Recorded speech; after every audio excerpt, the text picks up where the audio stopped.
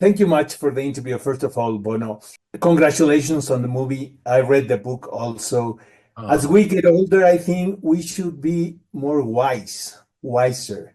And suddenly you realize you start thinking more about your parents, the place you were born, your roots.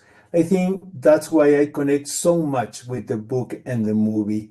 I don't know if you agree with me and if you can elaborate a little bit about that.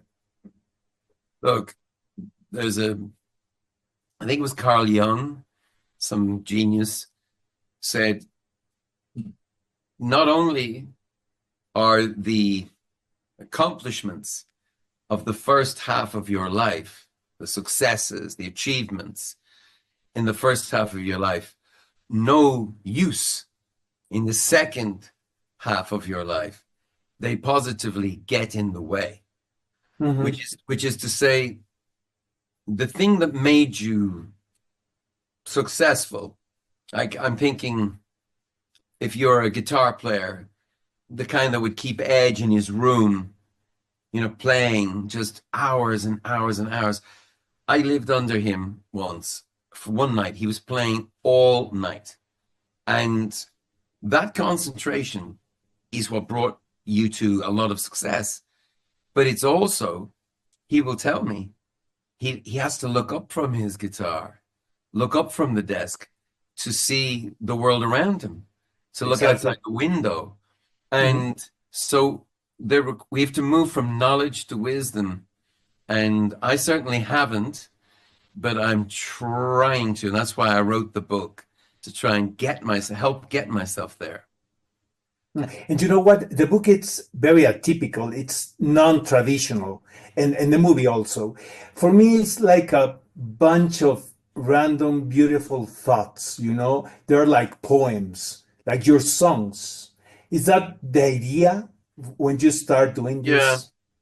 I didn't want to do the timeline. It's, Mhm. we just, I was born on, on the 10th of May, 1960, and then and I died at this Cannes Film Festival of eating a particularly spicy pizza. I didn't want to, I don't want to write a story like that. Uh-huh. I wanted it to be more episodic. In fact, the book is 40 short stories. That's really, so I knew that people would dip in and dip out of it. And then when I did the movie, Stories of Surrender, I wanted to make it more about the family and the opera that is everybody's family. And and if you know opera's not some snobby thing. Opera's not some, in fact, classical music used to look down on opera. Opera was like punk rock. Yeah. And so, but it was very wild and strange and episodic. So I thought it was okay to be a little more surreal, a little more magic realism, dare I say it to a Mexican writer like yourself. Mm. How did you choose the songs for Stories of Surrender? From all your options that are a lot, you know what I mean? How Mhm. did you? I was thinking when I was seeing the movie, how did they make this selection? It had to push, it had to drive the story forward. So they're not there as ornaments. They're not there as greatest hits. They're there to tell, to illuminate, elucidate a moment Mhm. in your life. So Sunday Bloody Sunday, was to talk about, nonviolence in Ireland. We're facing a near civil war. We have, along sectarian lines, we have Protestants who are fighting Catholics about the same religion, really. I mean, it's absurd, but it's serious. And we have our white flag, and it looked ridiculous. It perhaps still does, but we needed to explain the the beauty and the poetry of that concept of surrender, Mhm. militant pacifism, a kind of it worked so well in our country. It's the reason we had peace in Ireland, and I think it works again in the world. It's easy to say on the red carpet in Cannes, non-violence.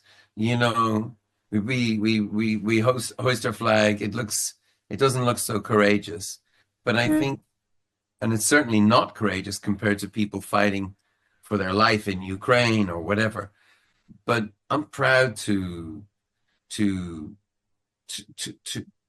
that the white flag, that flag of surrender that we discovered in Sunday Bloody Sunday on the war tour, is still the central emblem of U2 and my life, and the search for surrender, to be able to surrender to my bandmates, to Age, to Adam, to Larry. It gets harder. It's especially as you get older, as men, it's like, hey, dude, you know, it's very hard to surrender to your mates that you've grown up with. And even my wife, it's you know, it's a challenge, and I'm not there, but I at least I knew it was the subject I needed to understand better for my own survival. I have to end the interview, but I have to confess something. Long time ago, I was living in Tijuana, Mexico, and I was in high school. And I told my parents, I'm going to school. And I crossed the border and I went to see you guys play the Joshua Tree in the Dodgers Stadium. In where? In Dodgers? Yeah, in Los Angeles. Oh I my God. liked my parents. And for that, I just want to thank you for that memory, Bono. It was beautiful. Well, thank you. That's the most beautiful thing you could say, Oscar. Thank you so much.